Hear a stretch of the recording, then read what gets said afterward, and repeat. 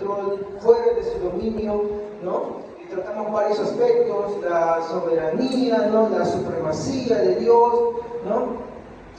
Y en este caso, la paciencia divina de Dios está vinculada directamente también con su poder. Y eso es lo que quiero explicar en esta mañana. Quiero tomar como base Romanos 9:22, ¿ya? Y quiero leer la siguiente porción. Dice así, con la bendición del Padre, del Hijo y del Espíritu Santo. Dice con esta pregunta en la versión Reina Valera. ¿Y qué?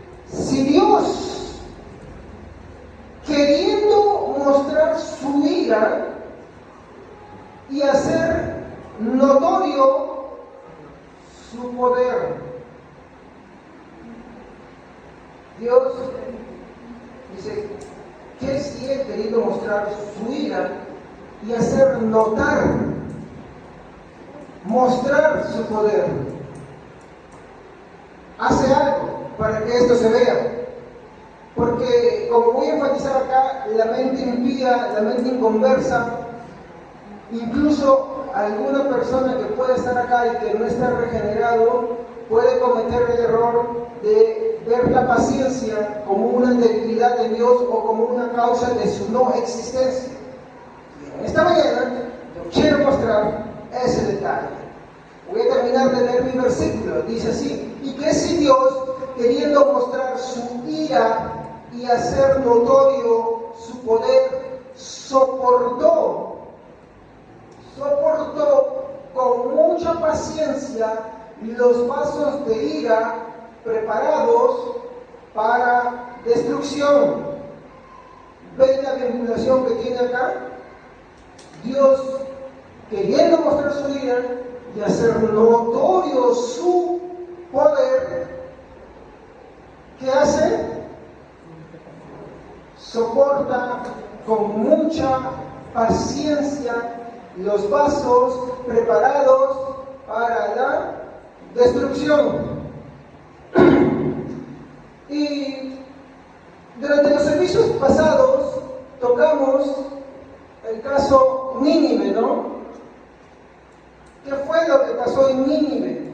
Cuando nosotros leemos la historia de Jonás, mi hermano, vemos, mi hermano, muchas cosas que resaltamos ahí, pero a veces, muchas gracias, a veces el problema está en que nuestro mensaje está, y no digo que esté mal, no digo que hay que sacar a Jonás, porque Jonás es el actor también que está ahí, pero no es el actor principal, ¿ya?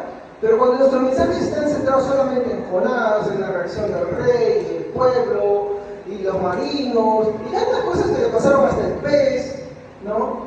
Olvidemos de foco el actor principal de toda esta historia.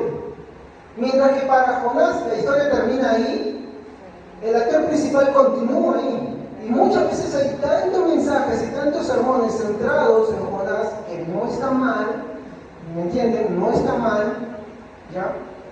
Pero olvidamos de foco a esta persona principal que está queriendo mostrar algo ahí, y es Dios, ¿ok? Si nosotros sacamos a Dios de claro de la historia de Jonás, no es más que una historia más, hasta podría ser una fábula. Entonces tenemos que tener presente eso. En la historia de Nínive, mi hermano, hemos tratado el caso de la ciudad de Nínive, ¿no? Para enseñar sobre el tema de la paciencia de Dios, ¿ok? Esto es muy importante que lo comprendamos, hermano. ¿Por qué? Porque no solamente lo vamos a ver en nuestra vida, sino lo vamos a ver en la vida de cada persona, cómo Dios manifiesta esto. ¿Y por qué la necesidad de predicar? ¿Por qué la necesidad de empapar más de las cosas de Dios y tener más atención en cuanto a las cosas de Dios? A dejar una vida medio así, inconforme, tambaleante, una vida entre que la iglesia y el mundo. No. Cuando vemos la paciencia de Dios, vamos a ver algo muy preocupante que está acá. Y hoy quiero concluir la historia de Nínive, ¿ok? Este va a ser mi primer punto. En primer lugar, en el libro de Jonás, vemos cómo Dios dice que destruirá la ciudad de Nínive, ¿no?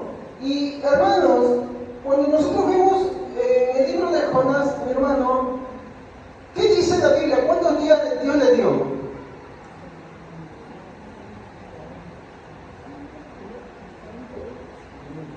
¿En cuánto? En 40 días. Muy bien. ¿Ok? Jonás capítulo 3, versículo 4.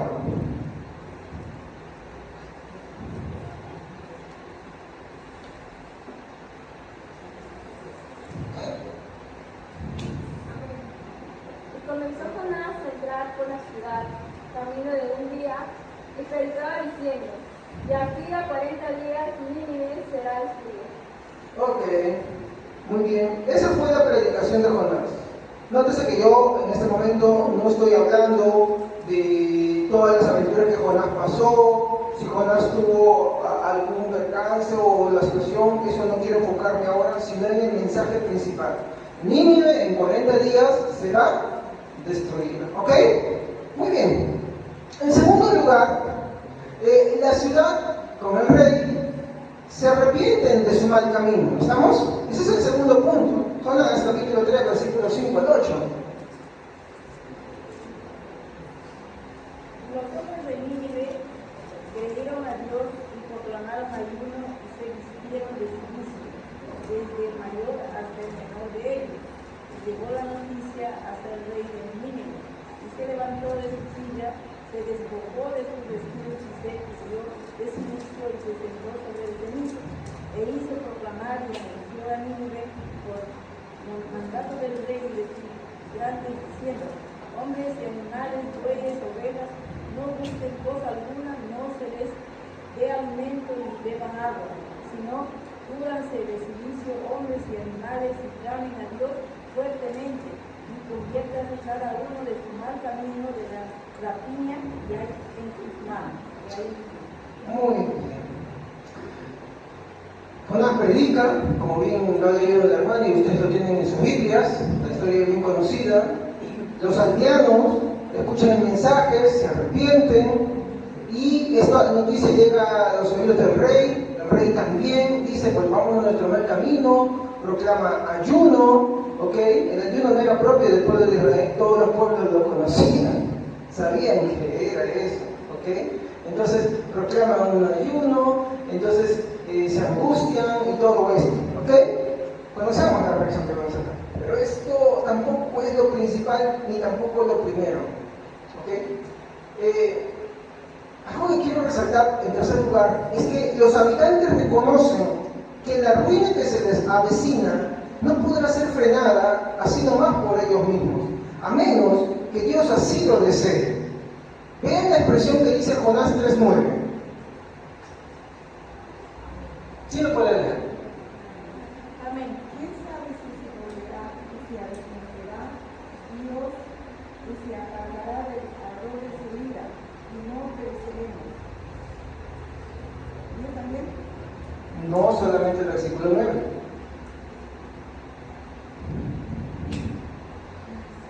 Muy bien.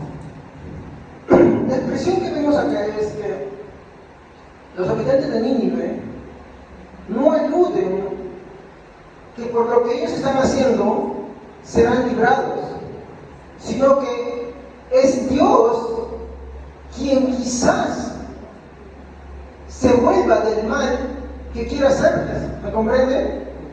Entonces ellos están reconociendo en su forma de ser, en su forma de vivir, que el asunto no está en sus manos. O sea, muy bien se pueden arrepentir. Y uno diría: pues bueno, me arrepiento y todo se libra, y campo librado, y flores, y caminos, y margaritas por todos lados, el camino amarillo a Oz. No, para nada. Ellos dicen, ¿no? Quizá Dios no nos haga lo que ha prometido. Ese es el pensamiento que ellos tienen. Ellos no están juzgando lo que les va a venir. Saben que lo que les va a venir es cierto. Ellos no están dudando porque si no, no harían lo que estaban haciendo. Pero, y acá es donde tenemos que ver el punto principal, ellos no aluden que porque ellos lo hagan, 100% se liberarán de lo que les va a venir. Sino ellos dicen: quizá Dios. Y eso es algo que debemos reflexionar nosotros. No porque nosotros procedamos en el camino del Señor, las cosas nos van a ir bien. No, ese es un problema. Pero pastor, ¿qué le malo tiene eso? Tiene mucho de malo. Mira, tú le predicas el evangelio a alguien y le dices que todo le va a ir bien y todo le va mal, y esa persona sabe que va a pensar, uno, que Dios es mentiroso, que Dios es mentiroso, o que Dios no existe simplemente. Pero Dios no hizo esa promesa. Dios nunca prometió eso. ¿Me dejo entender? Entonces, eso es lo que yo quiero que acá tengamos en claro, muy presente. El que nos acerquemos a Dios no quiere decir que nosotros seamos librados de muchas de las cosas que tienen que venir. De hecho, son justas que nos vengan. Tampoco estoy queriendo decir con esto de que no necesariamente por eso nuestra vida también vaya a mejorar. ¿Me comprenden? Pero lo que en definitiva sí quiero destacar es que no puedo hacer promesas de un bien que Dios no me ha dicho que lo va a hacer. ¿Ok? Que Dios en su misericordia nos da momentos de paz, nos da momentos que esto lo puede mejorar nuestra vida, sí. Pero eso no está vinculado de la mano con que yo creo en el Señor y me va a librar de la enfermedad, del cáncer. Venga, por ejemplo, las personas a veces te buscan porque dicen, oye, porque alguien que está en familia va a morir, pero ellos quieren que necesariamente se sane. Y si no se sana, exacto. Si no se sanan, ¿contra quién van a renegar? Exacto. Por eso nosotros no debemos hacer promesas que Dios no nos ha dicho que hagamos. Pastor, ¿quiere decir que no oremos? Sí, podemos rogar, pero tenemos que entender lo mismo que ellos. Quizá Dios. ¿Me entienden? Quizá. ¿Qué es un quizá? ¿Cómo? No escuché. Porque la decisión no tiene. Puede ser. Puede ser, y como dijo mi hermana, Dios tiene al final esa decisión.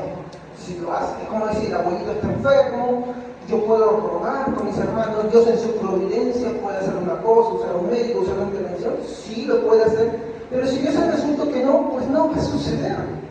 ¿Quiere por eso Dios que no ore? No, si quiere que ore, que aprenda, pero que yo aprenda en la oración a moldarme a su voluntad. Y ese es el punto principal de la oración. La oración no es la varita mágica, no es la lámpara mágica para que Dios cumpla mis deseos, sino para que yo comprenda que es Él quien quizás lo va a hacer, y si lo hace, bien, gloria a Dios, y si no lo hace, Él no deja de ser Dios, Él no deja de ser omnipotente. ¿Quién sabe por qué no lo hizo? Si el Padre no libró a Jesús en el Getsemaní, pues ¿quiénes nos creemos nosotros?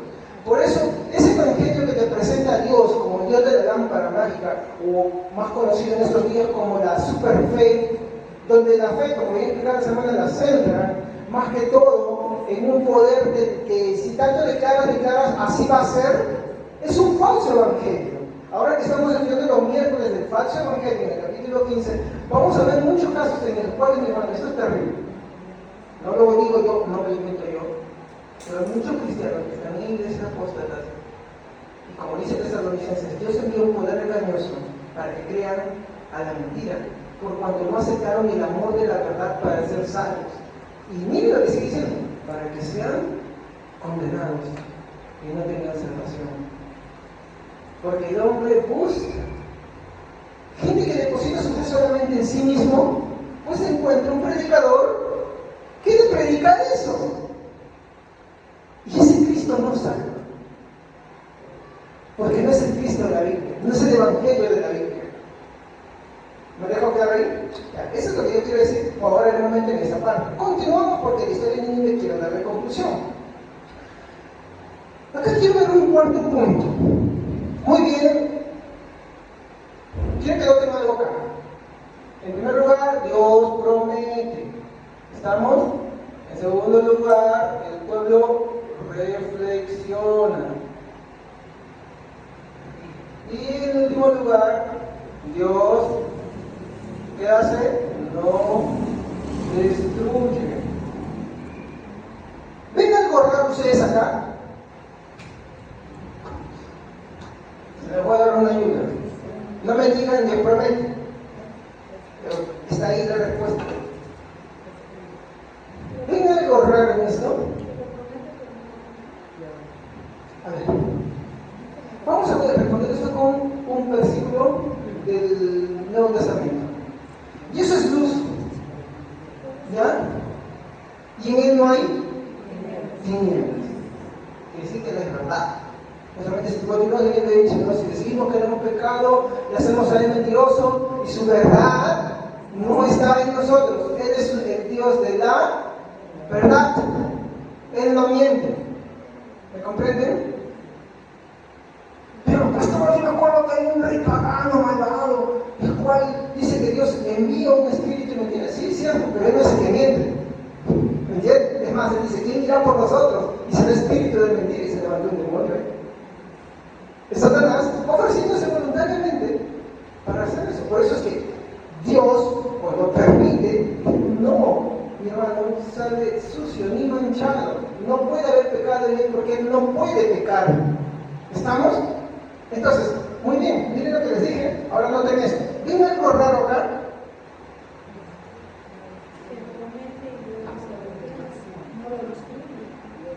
Ya, pero ¿eso qué quiere decir?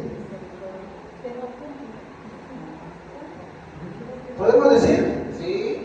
Miren, pero esto no es lo correcto ahorita, sino que son las implicaciones de lo que mucha gente impía, pagana, atea, usa en su defensa contra esto. Yo les quiero demostrarles que no es así. No cumple. Lo más grave, la acusación más grave que se escucha por ahí, que Dios, no, porque no dijo que iba a destruir, pero no destruyó. Entonces, ¿cómo es esto? ¿Dios es mentiroso? Y yo puedo decir así con toda firmeza, no y en ninguna manera. Pero pastor, no pasó. ¿Cómo sabe usted que no pasó? ¿Qué le dije al inicio? Si nosotros cometemos el grave error de en todas nuestras predicaciones centrar las cosas en el hombre como el ideal, como el factor del ejemplo y la bondad, cometemos un grave error porque la Biblia no va a hacer eso con el hombre. Pero pastor, toda vez que dice justo, santo y esto, aquello, lo otro, perfecto, eso es la imputación.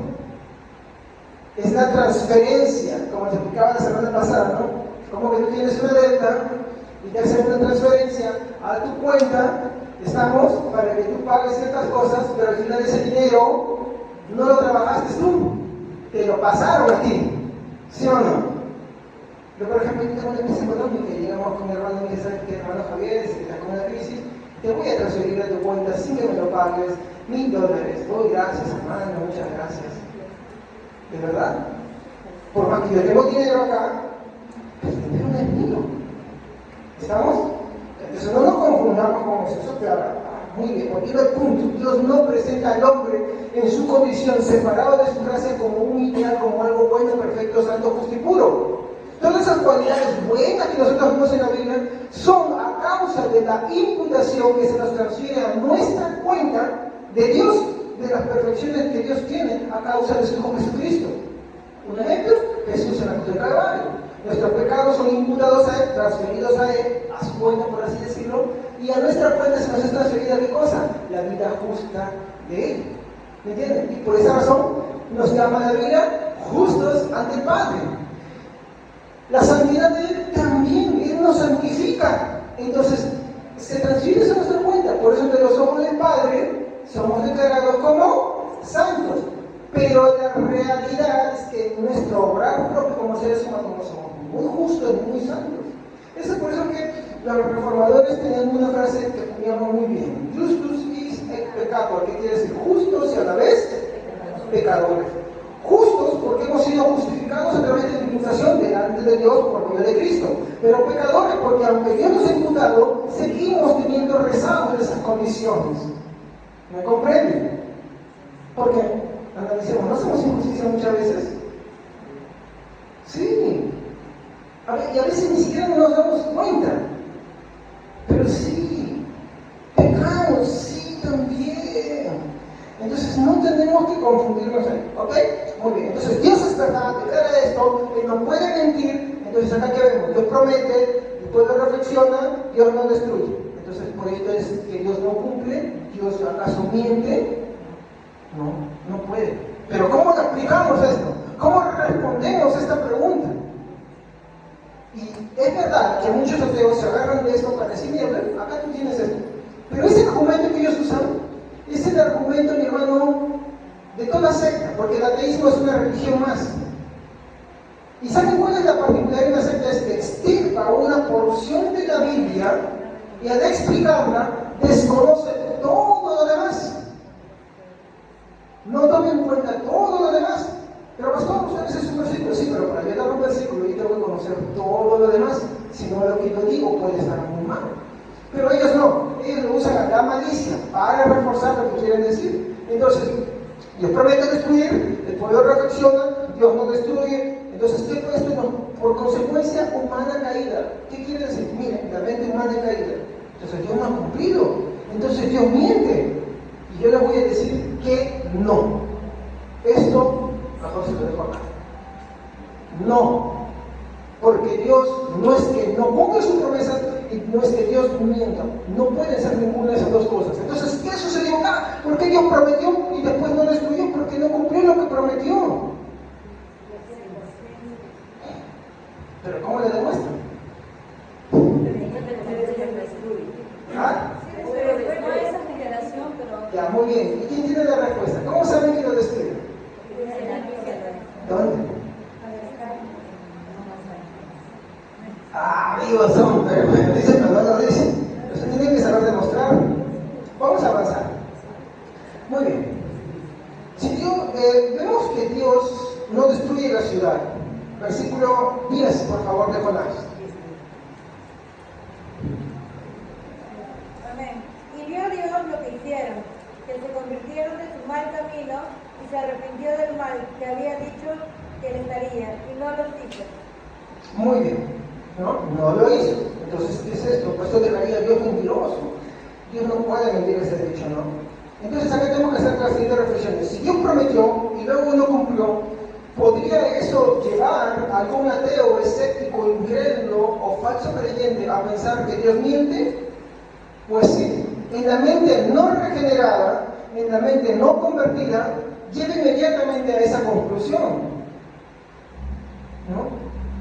Mi esposa justo me compartía, y a la iglesia también les pasé un artículo, también un video, sobre los ateos. Los ateos de puras letras, por lo general, son aquellos que niegan a Dios. Pero los verdaderos científicos, los verdaderos estudiosos, ellos no niegan a Dios. Y eso hay que entenderlo. Solamente los que son de pura letra, poca filosofía, ellos son los ateos. Pero los verdaderos de ciencia no pueden negar a Dios.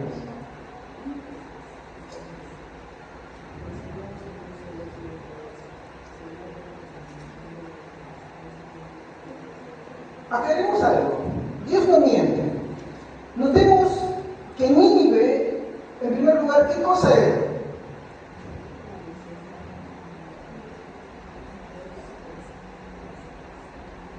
Nínive era una ciudad pagana. ¿Qué es pagana? Adoraban varios dioses. Era una ciudad cruel también, ¿no? ¿Y qué sucede con ellos? Ellos van a creer, ¿ante qué cosa? La advertencia. Hermanos, si en este momento, en verdad, la gente fuera un poco más crédula y dijera, ¿sabes qué? Mira, va a haber un terremoto, la vida y esto. ¿Qué hace mucha gente? Se pone a resguardo. Por ejemplo, no acá en Perú, pero hay ciudades en el mundo, no hay países en el mundo que tienen las famosas alarmas sísmicas, que te avisan con anticipación cuando un sismo se acerca, ¿no? Y ya escuchan el sonido en sus dispositivos y ya corren, no como lo que han hecho acá, pues no, que es una jugada, un saludo de la bandera de verdad, de que te está avisando de que si hay un guay, ¿sabes? Esto que nos interesa, eso es lo de siempre vivimos. En el reclamo de todos, que yo no soy partícipe, lo que queremos es la alarma antisísmica, ¿no? Pero en otros países, esa sí es la realidad, suena y la gente ya se va poniendo buen recaudo, ¿no? Entonces, ¿cuál es la reacción cuerda de alguien? Ve el peligro y busca cómo cuidarse, busca cómo salvarse, ¿sí o no? Porque es una reacción natural. Entonces acá, esta gente escucha la advertencia, Y producto de la advertencia, que la advertencia es una parte de la gracia de Dios, ¿no? Que Dios advierte, como nos advierte a nosotros, como advierte a este mundo constantemente, que se avecina un día en el cual la ira de Dios se va a manifestar. Entonces esta gente reflexiona y se vuelve, ¿no?, de su mal camino, como hemos leído. Ahora entonces, como consecuencia de todo esto, tenemos un problema. Y es que muchos pueden creer que porque Dios prometa y después se arrepienta, como dice, sí, pero que Dios puede hacer misericordia, sí es cierto. Pero Dios no puede mentir cuando Él promete algo. Dios cumple todas sus promesas. ¿Estamos? Sí, Dios cumple. Entonces, en la mente regenerada puede salir que Dios mienta, pero entendemos básicamente que Dios no miente.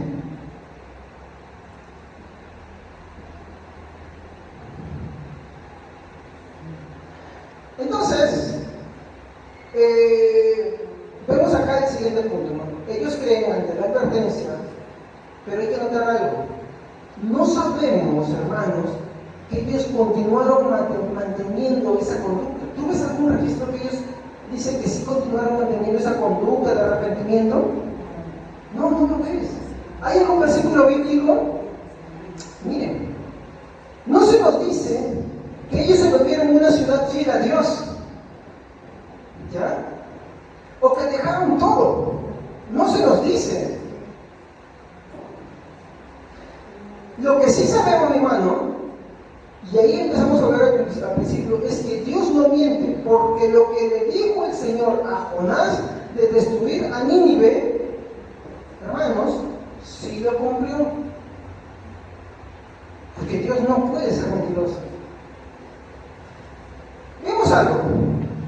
Jonás, al personaje que estamos viendo acá, Jonás, hace la profecía de la destrucción, ¿ya? ¿Se acuerdan algunos que Dios estaba tocando las semanas anteriores? Exacto. ¿Saben cuántos años después de Nahum después de Jonás vive Nahum? ¿Alguien se ha puesto a estudiar eso? 150 años. 150 años.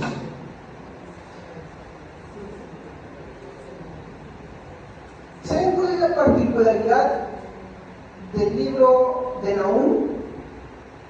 Es que la misma advertencia que Dios le hace por medio de Jonás a Nínive, se la hace con Nahum. La única diferencia es que cuando lo hace con Nahum, es inminente, inevitable y nada va a impedirlo. De hecho, todo el libro de Nahum se trata sobre Nínive y el justo juicio de Dios. Pero yo quiero enfocarme acá solamente en el capítulo 3, versículo 1 al 7. Nahum capítulo 3, versículo 1 al 7. Yo lo voy a leer. Oye, también leer, hermana, pero del 1 al 7. Yo soy Nahum del Cos. En un sueño Dios 3, me habló. 1 al 7. 3, 1 al 7. Así dice nuestro Dios: pobrecita de ti, capital de Asiria, estás llena de asesinos, de mentirosos y ladrones que no se cansan de robar. Ya se escuchan los látigos y el estruendo de las ruedas. Ya se oye el golpear de los caballos y el ruido de los carros de guerra. Ya ataca la caballería y deslumbra las espadas y las lanzas. No es posible contar los heridos, ni saber cuántos son los muertos. Los cadáveres se amontonan, la gente tropieza con ellos. Asiria te ha pasado por engañar a los pueblos. Las naciones se enamoraron de tus dioses y brujerías y entraron en trato contigo. Pero yo estoy en contra tuya y haré que las naciones y reinos se den cuenta de que en verdad eres.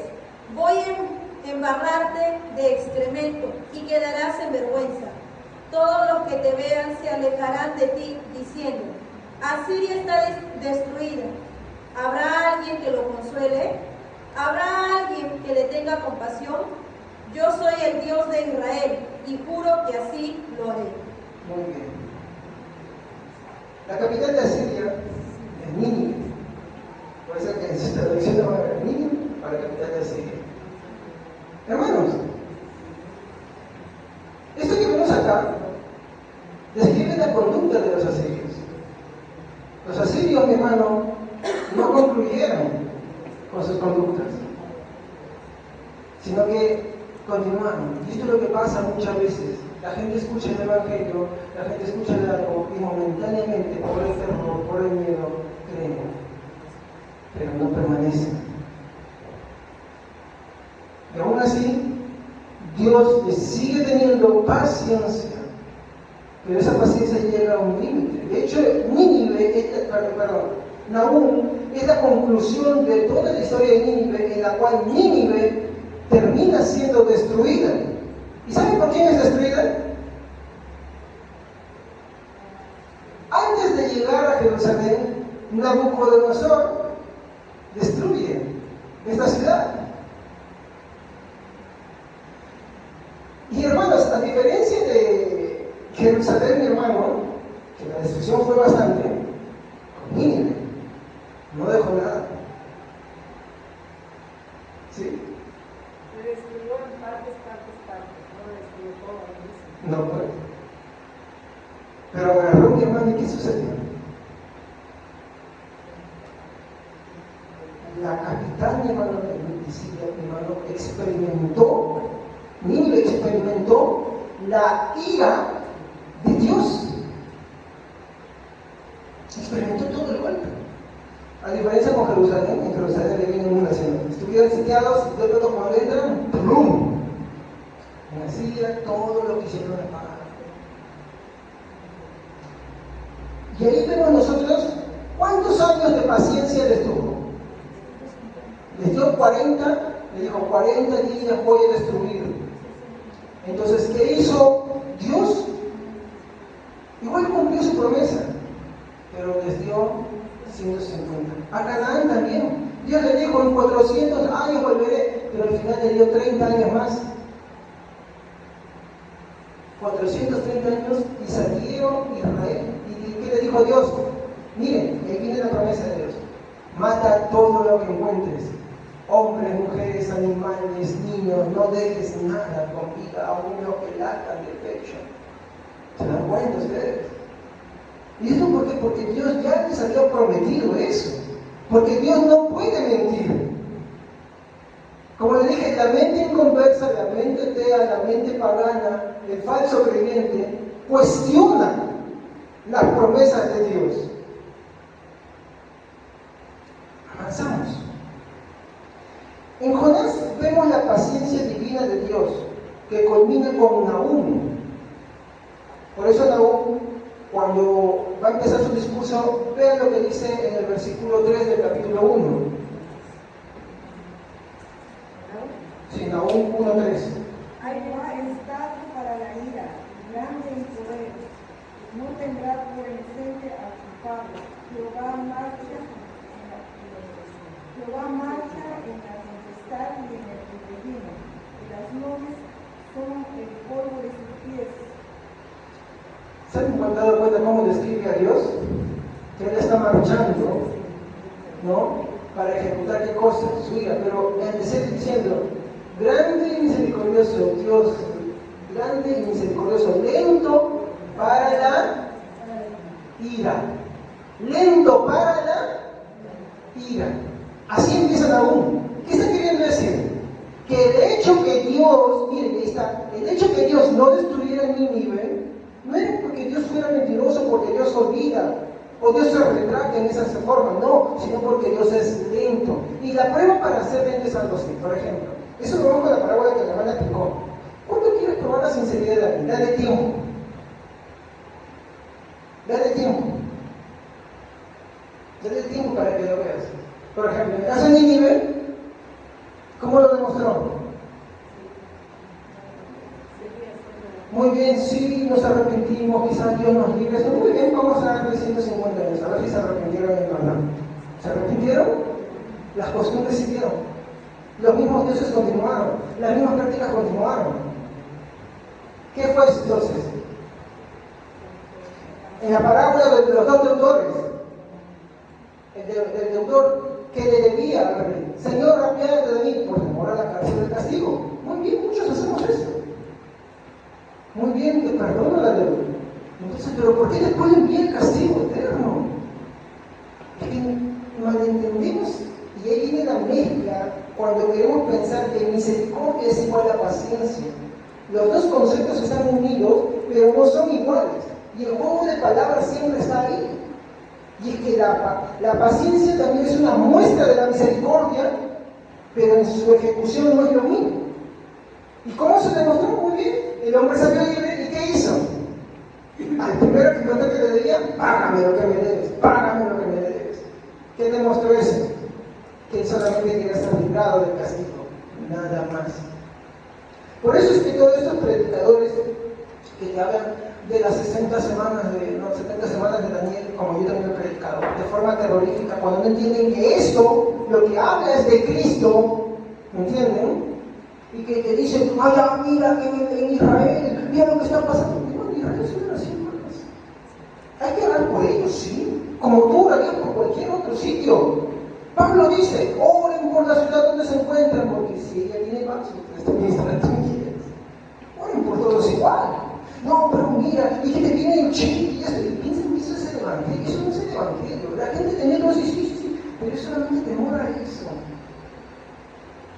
Y eso no es el núcleo del evangelio. Y eso se le llama la famosa predicación de los conspiranoicos. Los conspiranoicos no son predicadores del evangelio. Son predicadores del terror, simplemente. Nada más. Piensan que así se convierte, pero eso no es un evangelio, es un evangelio errado. Por eso usted no pierde tiempo en eso. Escucha a alguien que le dice: uy, qué chido, que la marca de la bestia. Mira, bueno, cuando escribamos en Apocalipsis vamos a ver qué es la marca de la bestia. ¿Ok?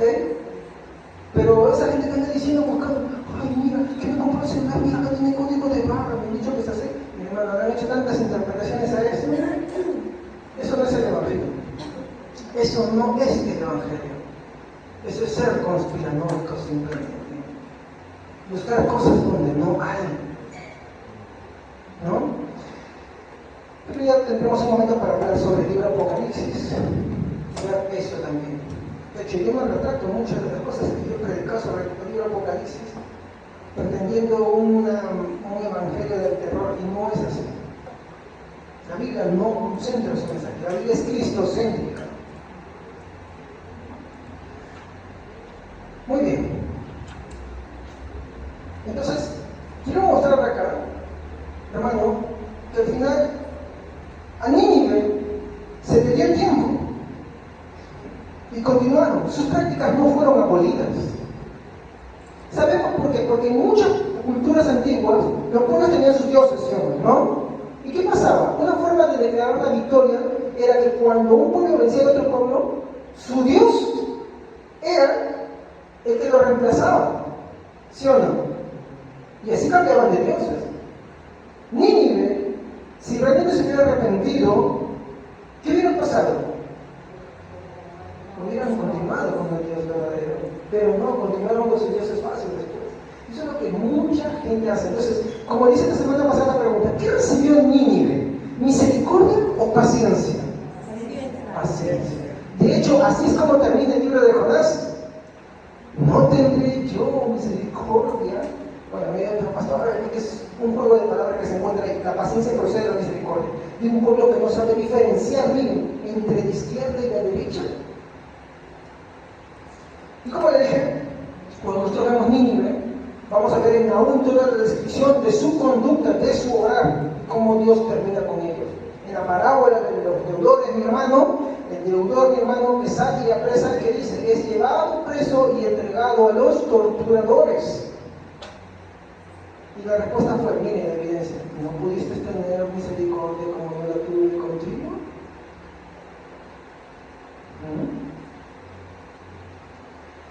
Quiero mostrar algo acá más. Quiero en segundo lugar de que su poder se ve en su paciencia. Están vinculadas ambas.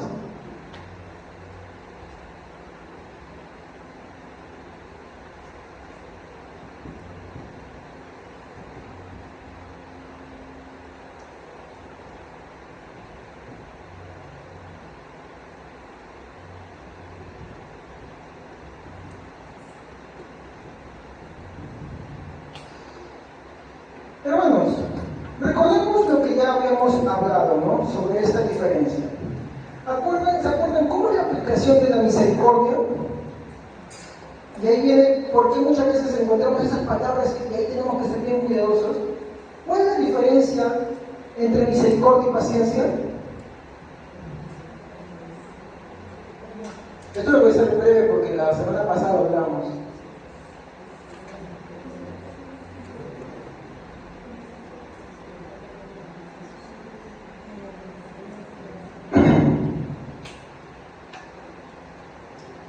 La misericordia, hermanos, y miren, y van a ver ustedes esto, se apiada de la miseria que se encuentra en el pecador. ¿Estamos?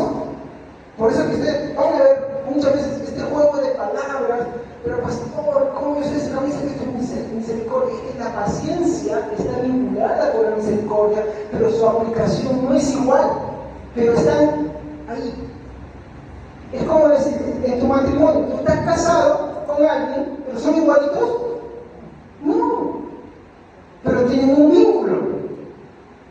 Entonces, ahí vemos, ¿no? La misericordia, mi hermano, tiene un vínculo que se llama la paciencia, pero en su aplicación no son iguales. Mientras que la misericordia, como hemos visto, se apiada o compadece, muy bien, ¿no? Se compadece, ¿de qué cosa?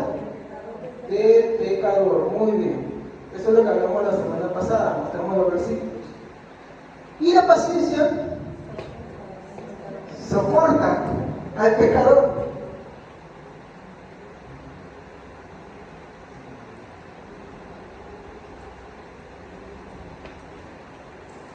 Esa es la gran diferencia. Están hermanadas, pero en su aplicación son diferentes. Así como Dios tiene el poder de la justicia y nosotros lo afirmamos, o Dios es injusto. ¿Dios es justo o injusto? Justo, es una de sus cualidades y no podemos negarlo. De esta misma manera, Dios tiene el poder de la paciencia. ¿Por qué? La justicia, ¿qué clama, hermanos? ¿Qué clama la justicia?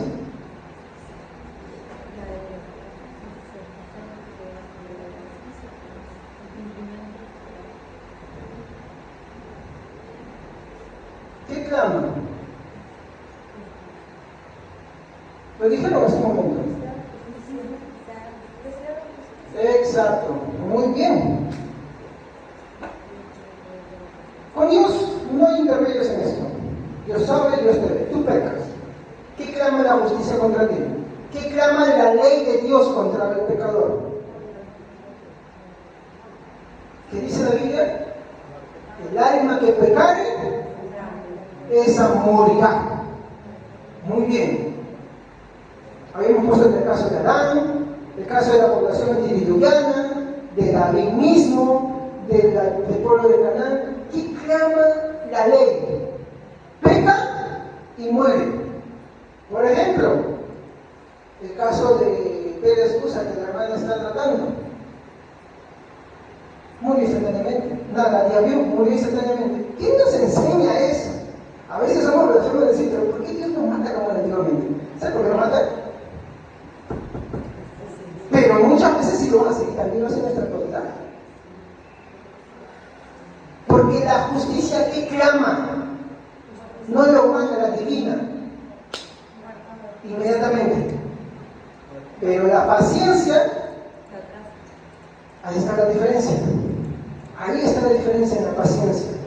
La paciencia soporta al pecador. Así como Dios tiene el poder de la justicia y nosotros la vamos a afirmar siempre, Dios tiene el poder de la paciencia. Los mejores hombres, por así decirlo, son propensos, mi hermano, es verdad, a ser irritables, a enfadarse, ¿no me equivoco? ¿Estamos? Sí, nadie puede negar eso. Y prende a no perdonar tan fácilmente. De verdad, hay gente que te dice perdona, no te perdona. Se hace perdonar, se hacen esperar, se hacen los indiferentes. ¿Me equivoco? Es verdad. Ojo, acá hay una reflexión. no podemos sentirnos orgullosos de eso. ¿Recuerdan lo que le pasó al deudor? ¿Tú no pudiste hacer lo mismo? Y eso es para evidencia nuestra contra y nuestro desfavor de un no arrepentimiento. Entonces, es verdad que muchos hombres les es muy difícil perdonar. Eso es una falta de poder sobre sí mismos, ¿o no? Porque la Biblia te ordena y te manda que así como Dios te perdona, tú perdones. Por eso en la oración del Padre Nuestro esa frase que dice: Padre, perdónenos nuestros pecados, así como nosotros. Hay que ser bien sinvergüenza para pensar que nosotros perdonamos así como Dios nos perdona. Sino lo que el verso nos está diciendo es una exhortación a que así como Dios es con nosotros, nosotros debemos de ser. Pero hay que ser sinvergüenza para decir: sí, bueno, sí, Dios, yo voy a perdonar a mi Dios, ¿no? Como Dios nos perdona, pero la verdad, así somos. Y no debe haber un orgullo de decir: no, es que somos seres humanos, por eso no perdonamos, y que tienen que entendernos. No, ese es un defecto. ¿Por qué crees que Jesús habló de la parábola de los deudores? Más bien afirmarse sobre la base del orgullo: pues yo soy humano, pues por eso Dios entiende, pues por eso yo a veces no perdono y todo eso. El que no perdona no ha sido perdonado, simplemente, así de simple. Al que le cuesta perdonar, también, perdóname, no te perdono.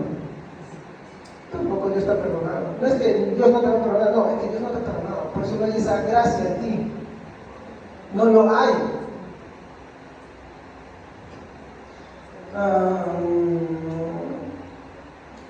Esto demuestra, como dije, una falta de poder sobre sí mismo. Los hombres carecemos de esa falta de poder. No es un orgullo que hay que tomar.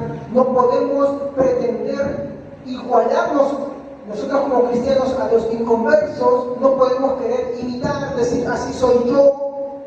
No, el perdón debe estar en ti. Sí, debes falta, debes observaciones, perdónalo, pues. Perdónalo, eso te llama la Biblia. No, pero perdónalo. No, pero ¿qué es eso? Tú no entiendes, perdónalo. ¿Qué vas a hacer, pues? Eso es lo que la Biblia te dice. Si no, tú eres aquella persona con la cual Dios no está ejemplificando la misericordia, sino de lo que procede de ella, que es la paciencia. Recuerda que la paciencia solamente te da un tiempo para que la ira venga sobre ti. La paciencia acumula la evidencia de que en verdad uno no está arrepentido, uno no está regenerado. Miren lo que dice incluso en la perseverancia. Juan dice: hijitos, salieron de nosotros para que se demuestre que no eran de nosotros, porque si hubieran sido de nosotros, estarían con nosotros, pero justamente se ha manifestado que no eran de ellos, por eso salieron de nosotros. ¿Se dan cuenta? Eso es lo que hace la paciencia. ¿Cómo diluye quién es cristiano y no cristiano? Porque todos a veces parecemos cristianos. Y eso es el caso de la paciencia de Dios. La paciencia de Dios lo que hace es develar, mostrar y acumular más cosas sobre la persona. Porque Dios hablando no, para demostrar a la persona que lo que estaba haciendo no era genuino, que no procedía de Dios. Y aún así Dios fue bueno, fue paciente. ¿Por qué? Porque la paciencia, hermanos, como bien lo han dicho, es soportar al pecador.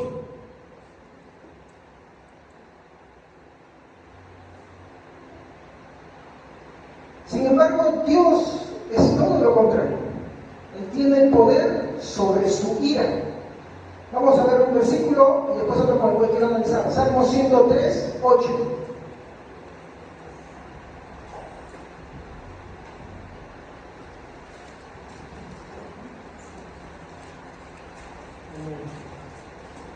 El Señor es compasivo y misericordioso, lento para enojarse y está lleno de amor inagotable.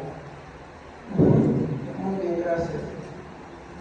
Hermanos, cuando la Biblia dice que Dios tiene poder sobre su ira, no está diciendo que Dios tiene poder para anular su ira. ¿Estamos? Me dejo explicar otra vez. Cuando la Biblia dice que Dios tiene poder sobre su ira, eso se ve en la paciencia de Dios, no está diciendo que anule su ira. La ira de Dios no puede ser anulada por nada. Lo que hace la paciencia, mi hermano, como una cualidad divina de Dios, es, mi hermano, contener la ira hasta el momento indicado. Vamos a ver, Nehemías. Esto sí tiene que leerlo alguien que sea muy fuerte, muy claro, hermanos. Si usted no tiene buena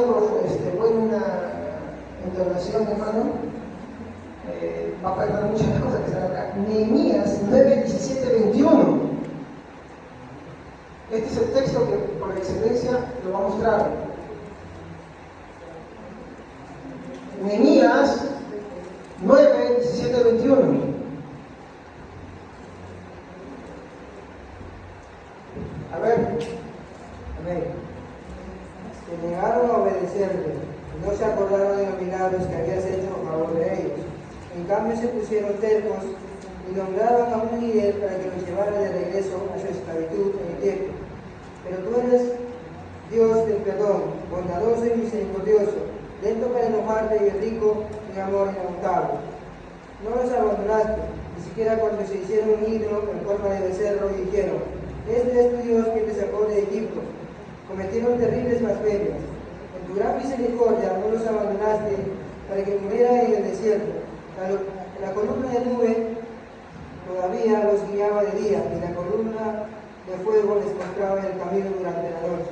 Enviaste tu buen espíritu para que les enseñara, y no dejaste de alimentarlos con maná del cielo, ni darles agua para su sed. Durante 40 años los sustentaste en el desierto, y nada les faltó. No les desgastó la ropa, ni les hincharon los pies. Hermanos, yo quiero preguntar una razón, una cosa. A veces nosotros, quiero que me entiendan, tenemos una idolatría por Israel. ¿Por qué? Porque presentamos a Israel de la mejor manera. Pero seamos claros, tampoco quiero hablar lo contrario, pero hay que ser claros.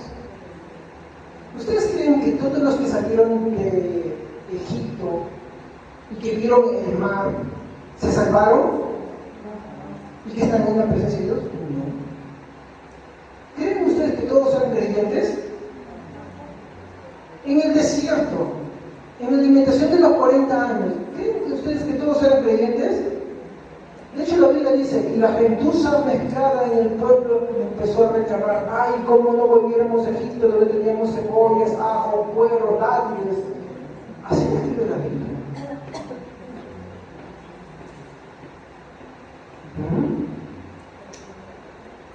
Entonces, ¿por qué Dios no nos destruyó tan rápido? ¿Por qué les tuvo paciencia 40 años como vivan leído en Nehemías? ¿Por qué les tuvo esto? Bueno, ya se los dije ya. Paciencia. La paciencia divina de Dios. Y de hecho, voy a mostrarles dentro de un momento un texto en el cual muestra que Dios sí quiere destruir, y vamos a ver la causa de la paciencia. Por eso llegamos la semana pasada: no, por tu misericordia no hemos sido consumidos. Y les voy a mostrar que incluso nosotros, cada vez que pecamos, Dios quiere castigarnos también. Pero vamos a ver por qué no sucede. Sí, y eso nos tiene que dar un toque de realidad para ser humildes, benignos, agradecidos, no antiguos ni orgullosos.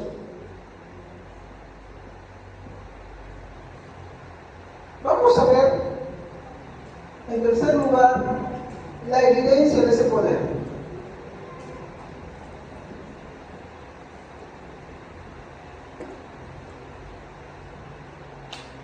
¿Ya?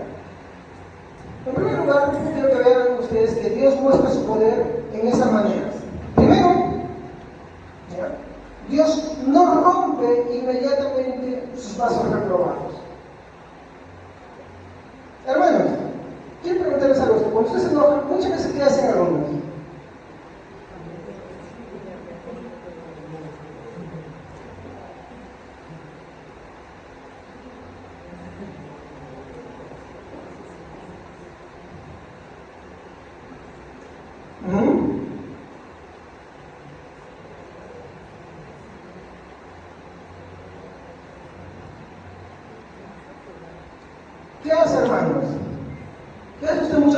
se enoja?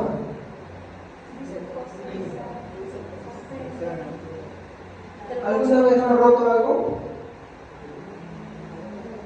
Cuando hablamos de una cólera, no han robado algo, no. ¿Qué es eso, hermanos? ¿Paciencia o ira? Ira. Justamente, cuando tú llegas al límite de romper algo, es porque tu ira está pues en niveles de... ¿Ya? ¿Qué es eso? Miren cómo Dios, vamos a decir esto, describe a las personas. Dios no rompe inmediatamente sus vasos reprobados. La Biblia dice que así como Dios es amor, tiene una cualidad que es la que vamos a tener después, que es la ira.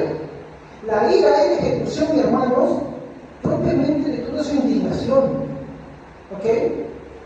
La ira lleva a destrucción eterna. No solamente acá, sino en el infierno, por los siglos de los siglos. La ira de Dios, mi hermano, en todas sus magnitudes es terrible, incomparable, al punto que el rey decía: sácame de aquí porque estoy atormentado. Jesús decía: donde el fuego no se apaga, donde el gusano no muere. Esa es la ira. Ya estudiaremos el infierno, si Dios quiere.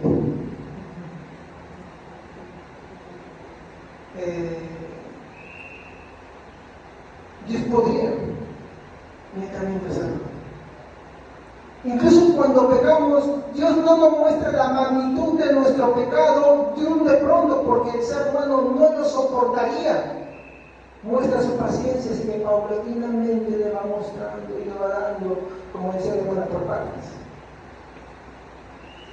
Pero hay veces que esa paciencia también se va y como lo muestra en la Biblia también, en muchos lugares. ¿Qué más? Dios sobrelleva por mucho tiempo las maldades y pecados. Mira conmigo lo que dice Romanos 9:22.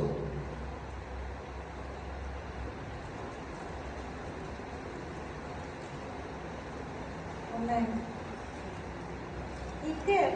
Si Dios, queriendo mostrar su ira y hacer notorio su poder, soportó con mucha paciencia los vasos de ira preparados para destrucción.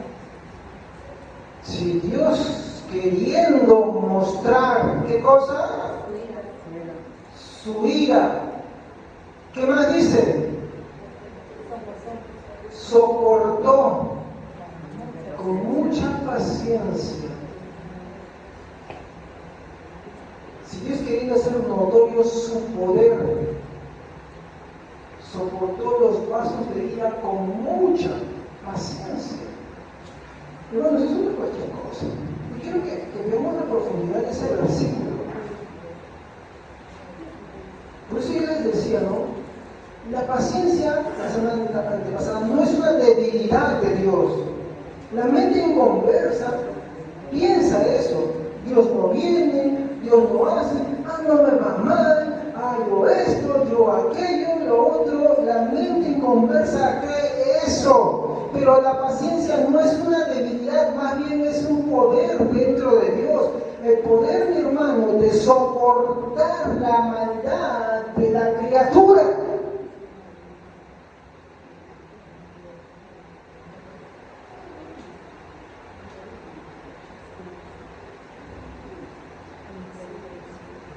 ¿Y qué si Dios, queriendo mostrar su ira y hacer notorio su poder? ¿Cómo es que Dios hace notorio su poder sobre su ira? ¿Cómo lo hace? El mismo versículo te lo responde. Dice: soportó con mucha paciencia los vasos de ira preparado para destrucción. ¿Sabes cómo se nota alguien que tiene, mi hermano, dominio de sí? Cuando la persona le saca de los quicios, pero esa persona se mantiene en paz. ¿Me comprendes? El punto es que nosotros muchas veces tenemos un límite. Nada de lo que podamos sentirnos orgullosos o jactarnos, porque eso no está bien, eso es del mundo. Pero dice que Dios soporta. Voy a poner este ejemplo. Hay gente que vive toda su vida muy bien, con dinero, con esposa, pero le va bien, es exitosa toda su vida desde el principio, pues nace en cuna de oro y muere en féretro de oro, ovacionado y todo. Muy bien, ninguna de esas. ¿Qué fue eso? ¿Dios no existe? Paciencia. Pero ahora que está muerto, toda la ira se ha derramado sobre la persona. Totalmente. Toda. El soporte. Faraón, por ejemplo. Por acá vimos a Faraón. Faraón no tenía una vida de opulencia, majestad y todo eso. No le soportó con mucha paciencia todo el tiempo, hasta que un día Moisés entró y dijo: libera a mi pueblo, el Señor dice que lo hagas así. No quiso. ¿Y qué hizo Dios? Le dio una muestrita de lo que es su vida. ¿Por qué soporta a los pecadores? Porque quiere mostrarse por medio de ellos que aunque viva y muera en féretro de oro, hermanos, quiere que vea uno cuán paciente es el de soportar. Pero soportar, mi hermano el pecador, no es anular su ira. No nos confundamos. Muchos tienen el entendimiento de que Dios en su amor, su paciencia y su misericordia es igual a anular. No lo es, ni lo será nunca, porque los atributos de Dios no se anulan. ¿Recuerdan cuando empezamos? Y no se contradicen. Entonces, ¿qué es esto, hermano? ¿Qué es? Dios muestra su poder, no destruyendo inmediatamente al pecador. Por eso usted no puede estar tranquilo por una persona que no cree en Dios.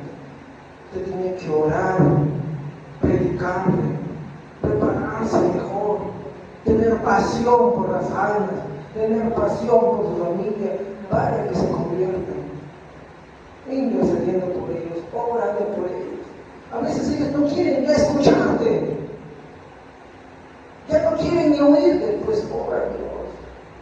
Pero nunca podrán quejarse delante de Dios que Dios no les tuvo paciencia, que Dios no fue misericordioso y no los esperó. Sí, los esperó, pero su propia condición no regenerada demostró eso. No es para sentirnos orgullosos, no es para sentirnos alegres, sino sería como el deudor que no esperó y se desquitó. ¿Se dan cuenta? Entonces los cristianos no pueden ser indiferentes. Tienen que orar y predicar, orar y predicar, orar y predicar. Para mí el vivir es Cristo, decía Pablo.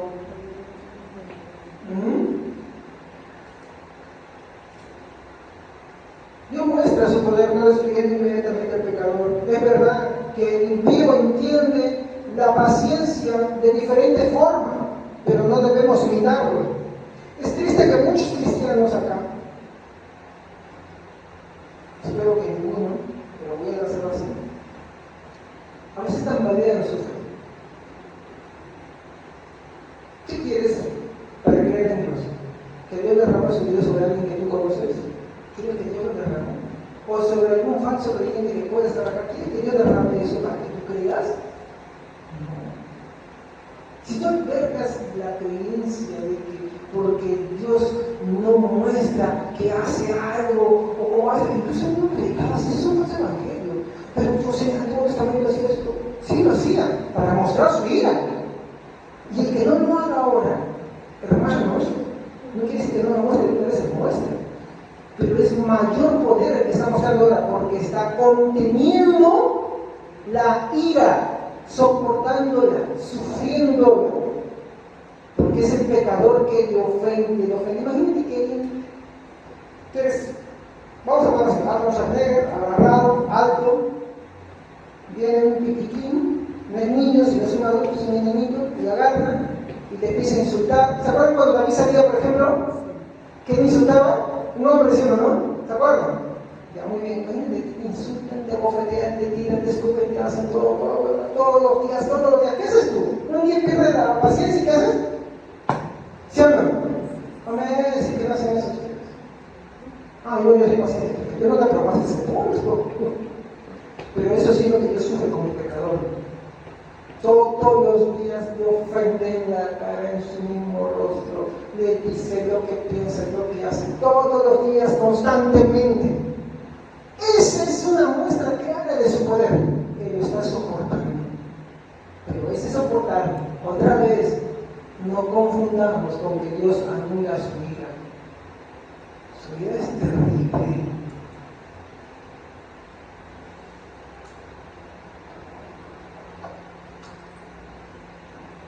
Finalmente, quiero ver sobre el Dios de paciencia.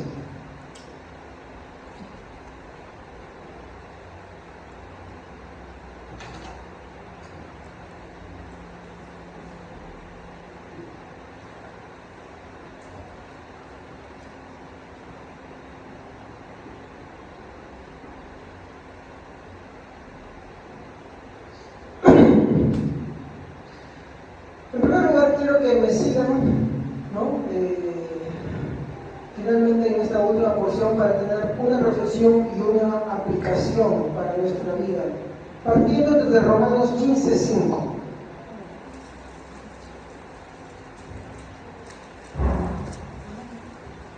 Sí, Romanos 15:5. ¿Qué dice, hermanos? Pero el Dios de la paciencia y de la consolación os dé entre vosotros un mismo sentir según Cristo Jesús. El Dios de la paciencia nos dé un mismo sentir, ¿no? En Cristo Jesús. El Dios de la paciencia, el Dios de la misericordia. La Biblia describe a nuestro Dios como el Dios de la paciencia. Los incrédulos retardan, los incrédulos, mi hermano, desconfían de Dios. Yo te exhorto que eso no haya en ti. Que más bien veas en esa paciencia que Dios tiene y sigue teniendo, el poder de Dios.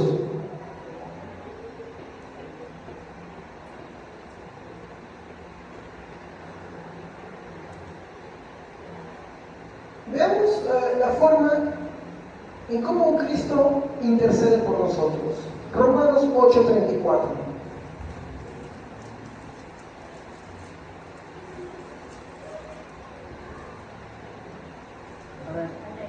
¿Quién condenará? Cristo Jesús es el que murió e incluso resucitó y está a la derecha de Dios e intercede por nosotros. Hermanos, sobre los que han creído, por eso yo te voy a hacer esta exhortación. En verdad cree y confía de todo corazón en el Señor. Miren, la regla es la misma para todos. Dios soporta a todos, ¿ok? La paciencia es soportar. Hermanos, lo que hace es, mi hermano, hacer que la ira no venga tan rápidamente. ¿Ok? Muy bien. Hermano, yo te pregunto, ¿tú mereces la ira de Dios? ¿Sí o no? ¿Sí o no? Sí lo mereces. No, pero yo estoy pensando, pero sí lo mereces, no, porque el pecador eres tú. Muy bien. ¿Qué hizo Dios entonces con su ira contigo? Por eso es indispensable, mi hermano, tener en claro nuestra confianza en Cristo. ¿Qué hizo entonces Dios con la ira que tú mereces? ¿Qué hizo?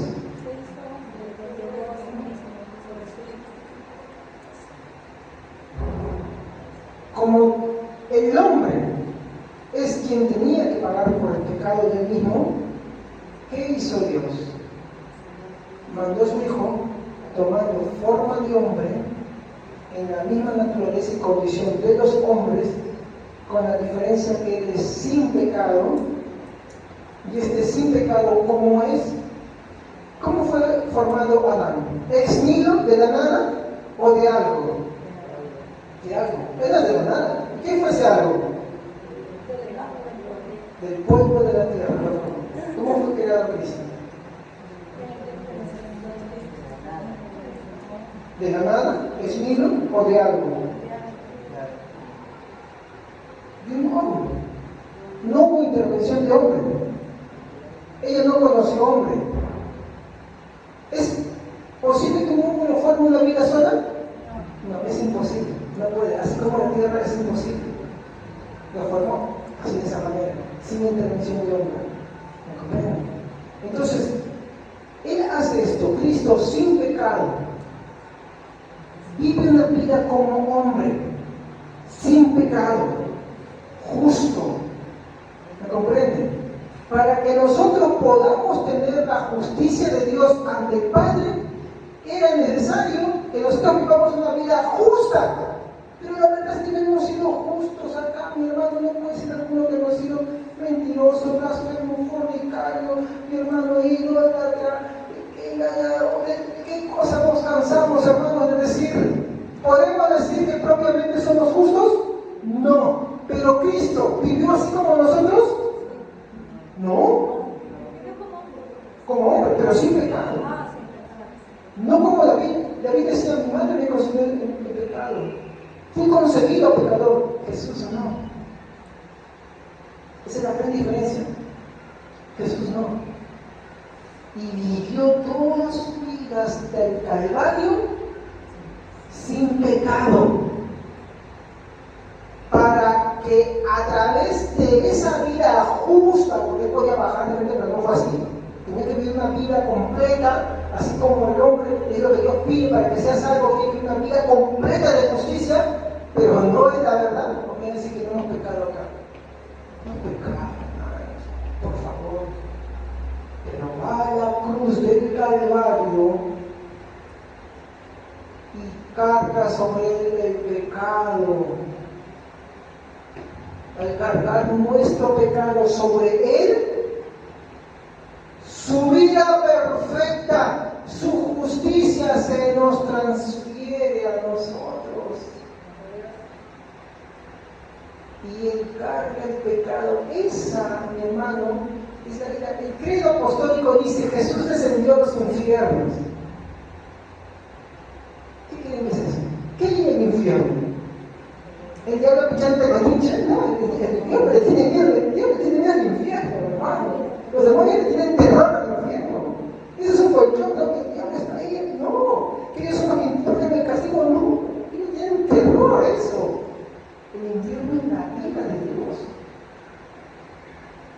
El infierno siempre preparado para el ángel, para el diablo y sus ángeles, y para los que son, mi hermano, reprobados por Dios, para que estén ahí por toda la eternidad sufriendo la ira de Dios por los siglos de los siglos. Amén. Pero Jesús, mi hermano, sufrió la ira en su peregrinaje en la tierra, y especialmente en el Calvario. Por eso decía: Padre, tienes desesperación, ¿por qué me has desamparado? Estaba experimentando la ira de Dios. Esa ira que el hombre, en palabras del rico, decía: estoy atormentado en esta llama. Ahora incluso el hombre incrédulo afronta y vive la gracia común que le permite tener paz y sosiego, el favor de Dios. En el infierno es como el rico: estoy atormentado en esta llama. Esta llama es la ira de Dios. Jesús en la cruz sufre la ira de Dios. Esa es la expresión que ellos estaban diciendo. No que literalmente se fue al infierno y colgó que ahí dijo: jodete, demonio, les he ganado. No es eso. Porque dijo: esta tarde voy a estar, Padre, en mi mano se comió mi espíritu. Estaba en la mano de Dios. Pero el pastor también dice que descendió el sol. El Seol está en el sepulcro. Se donde entierren a los muertos. No confundimos con el infierno Hades, que se sopla el significado. Entonces, y sufre esa imputación de una cruzada y sucede. Su ira no fue anulada, fue redirigida a Cristo. ¿Me entienden? Y en su paciencia, actualmente, ¿quién cree que intercede por nosotros? Porque nos seguimos equivocando. ¿Quién? Cristo. Jesús le dijo a Pedro: Pedro, yo he rogado al Padre para que tu fe no falte. Por eso decimos nosotros, la perseverancia no es una cualidad humana, sino una cualidad divina que es provista por Cristo Jesús, que nos da a nosotros la perseverancia en sus caminos, porque nosotros somos débiles, porque nosotros nos cansamos, nos agotamos. Por eso reconocer esas debilidades no es malo. Reconocer que muchas veces no tienes ganas de esas cosas no es malo. Lo que es malo es que lo hagamos propio. Pero ¿qué dice la Biblia respecto a eso? Conociéndonos a nosotros. ¿Está alguno triste? ¿Está alguno afligido? Haga oración. ¿Estás alegre? Cante a Dios.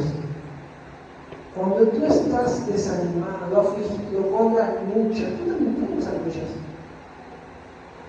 Las raíces del escepticismo deben terminar. ¿Qué hago? Dios, perdóname. Al hombre que le dijo: ¿crees que soy el Hijo de Dios? ¿Crees que puedo? Le dijo: sí creo, pero ayuda mucho a la vida. Eso es lo que nosotros debemos tener presentes. Y es ahí donde Cristo intercede por nosotros. Pedro estaba por negar al Señor, pero le siguió rogando para que tu fe no falte. No para que no pases esa situación, sino para que superes esa situación. Yo me cuento. O sea, no te voy a soltar, no te voy a soltar. Vas a tener que atravesar. David decía, ¿no? Aunque ande en valle de sombra y de muerte, quitamos un poquito la muerte. En valle de sombra, momentos oscuros de nuestra vida, es un momento que dice: yo estaré contigo. Si es necesario pasar, Él va a estar ahí con nosotros.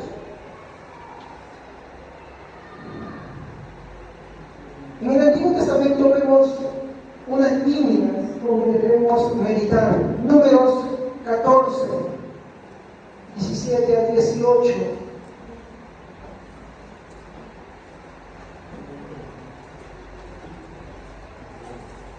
Números 14, versículo 17 al 18. Capítulo 14, perdón. Versículo 17 al 18. Dice así. Voy a leer. Ahora pues yo te ruego que sea magnificado el poder del Señor, como lo hablaste diciendo: Jehová tardo para la ira y grande en misericordia, que perdona la iniquidad y la rebelión, aunque de ningún modo tendrá por inocente al culpable, que visita la maldad de los padres sobre los hijos hasta la tercera y cuarta generación. ¿Se dan cuenta? Dios tiene paciencia, no pasará por alto la iniquidad, tiene paciencia, que es otra cosa. Moisés, ¿qué hace acá? Él es la prefigura de Cristo ahí. No perfecto como Cristo, pero sí, está prefigurando a Cristo, lo que Cristo hace. Oh Dios, lento para la ira y grande misericordia, que no tendrás al culpable por inocente, que perdona la iniquidad, que hace misericordia, pero que también castigas al pecador hasta su segunda, tercera y cuarta generación. ¿Qué vemos ahí? La paciencia de Dios. Nosotros, hermanos, a diferencia de los no creyentes que solamente tienen la paciencia de Dios, nosotros disfrutamos de ambas, la misericordia y la paciencia de Dios. La misericordia para ser agradecidos por ese favor que no merecemos, y la paciencia para ser mucho más agradecidos: Señor, cuánta paciencia tienes conmigo, perdóname, ayúdame a hacer lo mismo. De hecho, el libro de Colosenses va a terminar de esa manera. Colosenses 3:12, ¿qué nos dice?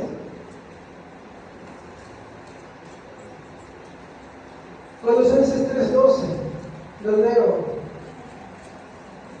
Vestidos pues como escogidos de Dios, santos y amados, de entrañable misericordia, de benignidad, de humildad, mansedumbre, de paciencia.